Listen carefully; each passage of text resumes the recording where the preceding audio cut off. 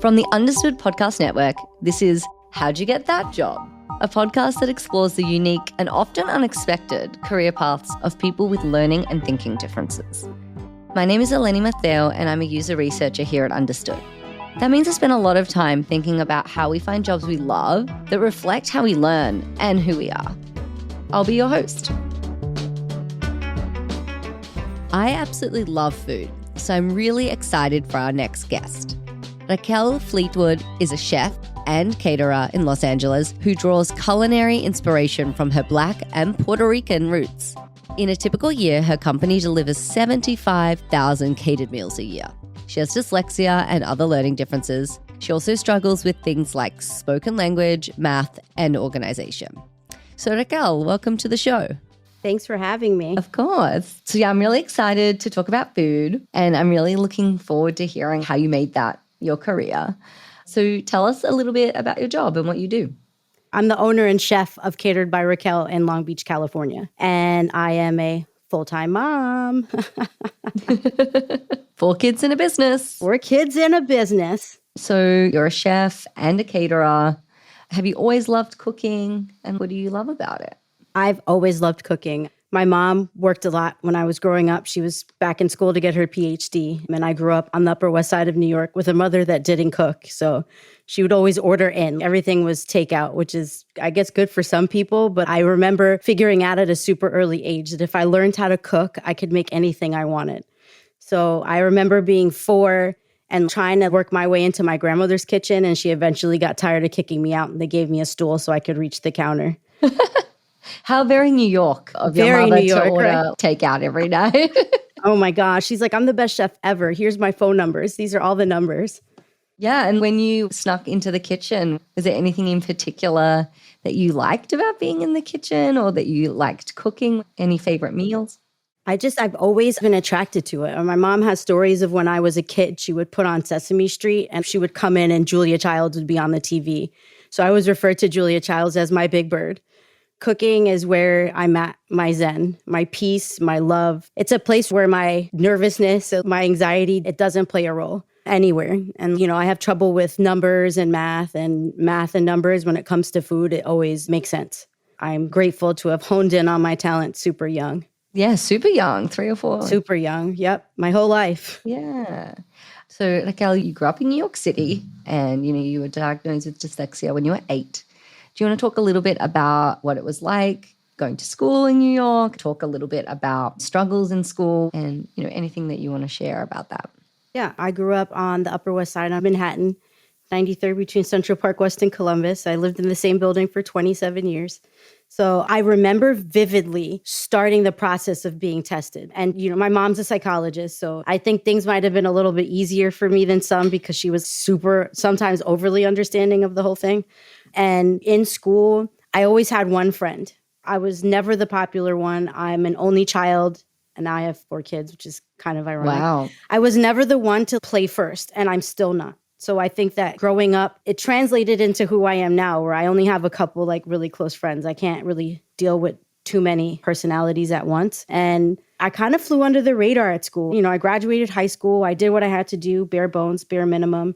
I was supposed to go to culinary school and I didn't because my mom said she didn't want me to go to culinary school because if I went and graduated and I decided I didn't want to cook, then I wouldn't have something to have a backup as.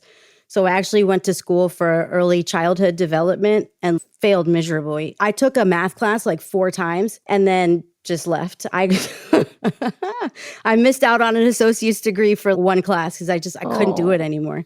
And I've always had issues. If I'm not interested in something, I really don't care. It's real easy for me to just look at a sparkly thing in the room and go somewhere else. So I think I figured out actually later in life that there was a connection between having a learning disability and still being confident. I know sometimes that's where it affects people and their confidence, but I think through food, through cooking, it kept me confident. You were able to find something that you were really good at and then gain your confidence through that rather than focusing on the things that maybe were a little bit more challenging in school. Exactly. Yeah, it's interesting. I mean, it's so rare to hear that people find their passion at the age of 3 or 4. I barely have memories from that age, And, it sounded like you were pretty clear about what you wanted to study, but then kind of pivoted into this other direction. How did you eventually find your way back to the food industry? It took a while. I had gotten a gig at like 16 in New York selling my cheese flans to a restaurant that I worked for. What is a cheese flan? It's a traditional Puerto Rican flan dish. It tastes more like a hybrid between a flan and a cheesecake. So I was pumping out cheese flans out my mom's oven. Thought I was something. And then I went to college, didn't graduate, wound up being in retail for like 10 years. I was a retail manager. I didn't like it per se, but I was good at it because the methodical folding and making sure the stuff is perfect and square and even and all the visual displays, that was the best part. The people were just not my thing. And even to this day with the cooking, sometimes I'm like, I wish I could just cook for nobody because it's always the people aspect of it all that throws me off a little bit.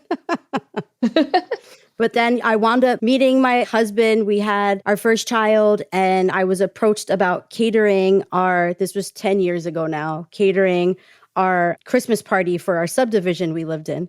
And I was like, okay. She was like, it's 160 people, and I'm, fake it till you make it. Sure, why not? And came in there and made it all look really pretty, and the food tasted really good. And I was able to do that for a couple years. And I also was getting jobs. The word was kind of getting out. So I had jobs here and there.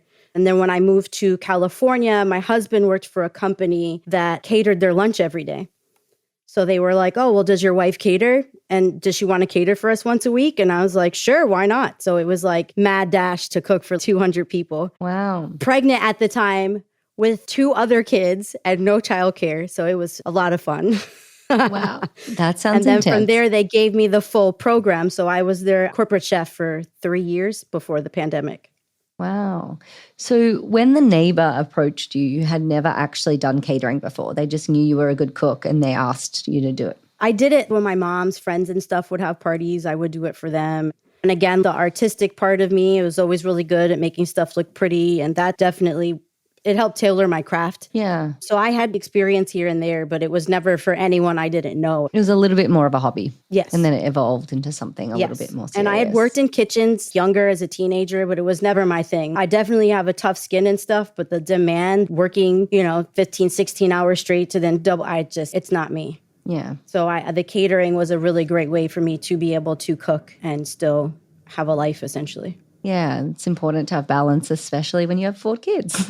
And they're little. We've got a 9, 7, 4, and 1. So wow. It's exciting. I just need them to get older so they can help with the company. I'm like, come wash these dishes. I'm sure they would be super cute doing it. It's great.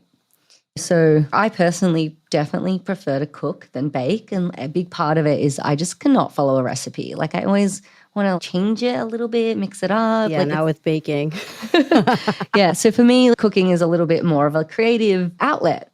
Is it similar for you? Yeah, I think baking is definitely more of a science. You can mess it up, but it's not my forte, baking. I still do it, and I still mess around with the recipes, and that's the biggest thing with cooking. I always tell people don't be afraid to make mistakes because it could either come out absolutely disgusting or you could make something that you really like, so why not try, Yeah. Do you think that in terms of baking and following a recipe, do you think any struggles with reading have anything to do with that at all? No. Again, the only numbers that make sense to me in my head are food measurements. So cups, quarters, converting grams, it's so easy. But if you ask me to do a simple math problem, I had to hire tutors to do homework with my 2nd and 3rd grader because they learn math all kinds of different now. So, it still plays a big role. And my sense of direction is terrible. I can't go to the corner store without my GPS. My husband makes fun of me all the time. But yeah, cooking and numbers, I'm able to convert the recipes in my head really quick. It makes sense. I can see it in my brain, and in my brain, it makes sense. Whereas with other numbers and, applying math to things, when I see it in my brain, there's no translation to it. It's just numbers. I can't apply it to anything. That's so interesting. So what kind of food do you like to cook, and what influences some of the cuisine that you serve or your recipes? Yeah, right now we do just about anything. So we're known for doing custom menus. So recently we had a Filipino repast and they wanted me to do all traditional Filipino food. And I think the best thing about being a chef in 2022 was that if you know food, you can figure out how to cook the recipe. And, once I'm able to look at recipes, I can make sense of it and be like, that's too much salt, or that needs more, or that's not enough garlic. So I'm able to do basically whatever the client wants. And I am a foodie myself. Growing up on the Upper West Side, being of mixed race, having that Upper West Side melting pot really helped develop my palate. And that's so cool that you can just kind of look at recipes and then bring your own. Yeah, I can taste stuff too, and I can tell you what's in it. So if I taste something, for the most part, I can replicate the recipe. I love it. So you just mentioned being mixed race. I know we talked about it a little bit in the introduction. Do you want to share a little bit about how your ethnic background has had an influence on your cooking in your career, and then also maybe how it's played a part in other parts of your identity, and even how your learning differences have been perceived? I love the question. I was raised by my Puerto Rican side. So even though I am half Black, I do identify as Latina. I'm fluent in Spanish. It's like my thing. We got married in Puerto Rico. Oh, lovely. And I feel like I was able to discover my Black side through food. So yeah, when I moved to Atlanta, like really being able to discover my roots through food was like amazing. I gained like 35 pounds because I was just eating mac and cheese, all the yumminess, fried chicken.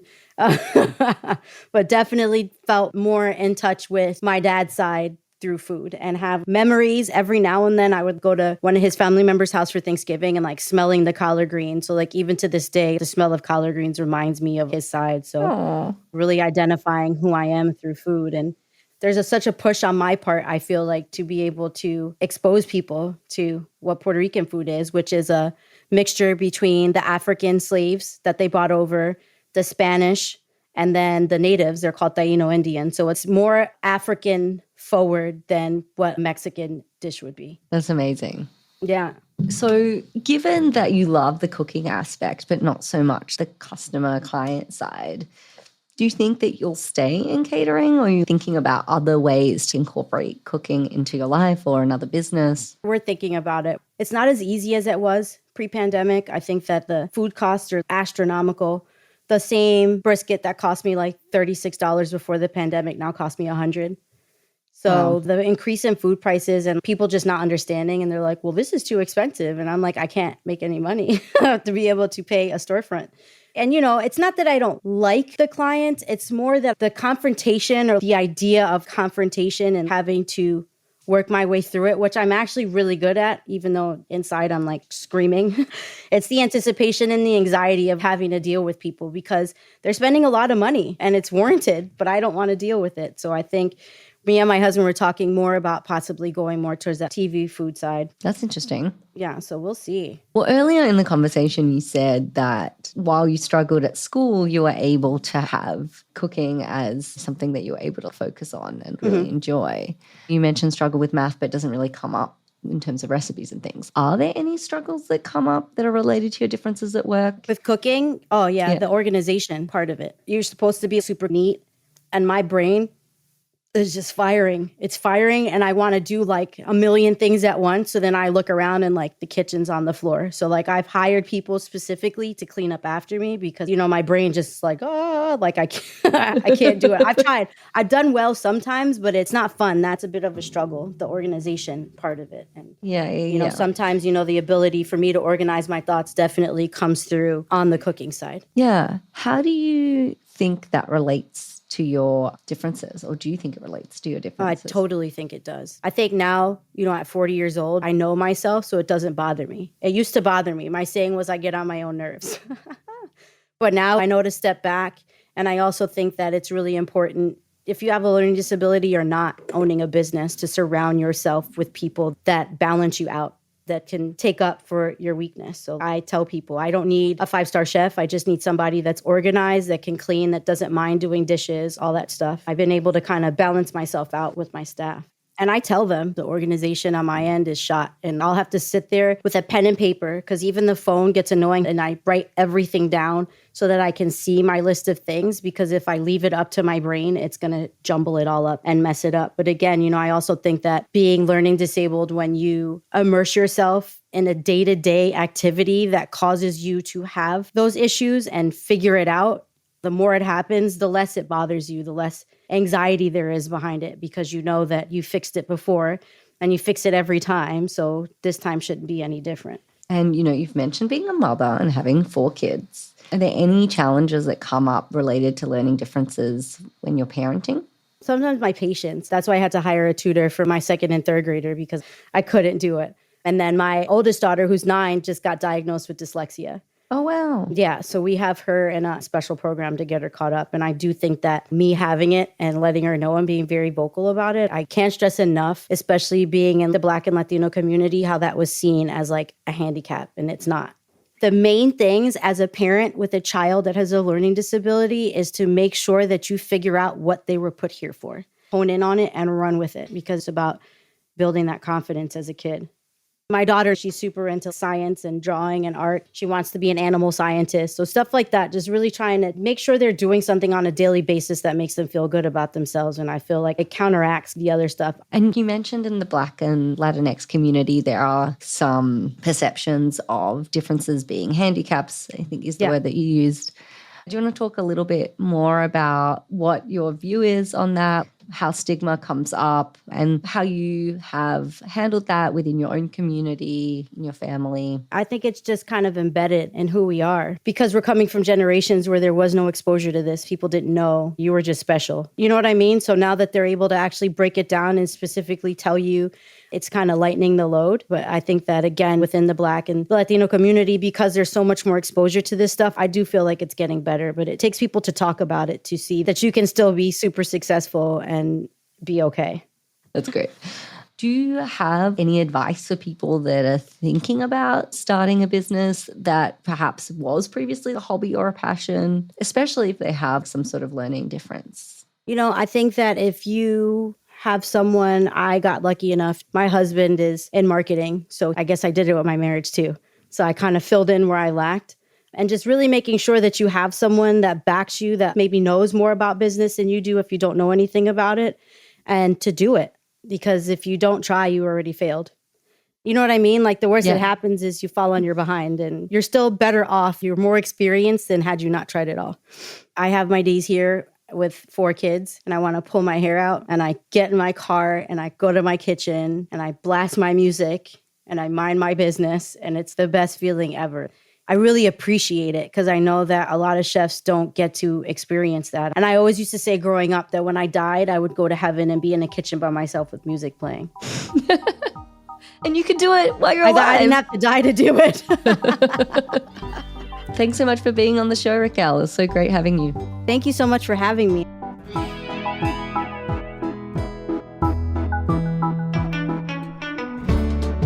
This has been How'd You Get That Job, a part of the Understood Podcast Network. You can listen and subscribe to How'd You Get That Job on Apple, Spotify, or wherever you get your podcasts. And if you like what you heard today, tell someone about it. How'd You Get That Job is for you, so we want to make sure you're getting what you need. Go to u.org/thatjob to share your thoughts and to find resources from every episode. That's the letter U as in understood.org/thatjob. Do you have a learning difference and a job you're passionate about? Email us at thatjob@understood.org if you'd like to tell us how you got that job. We'd love to hear from you.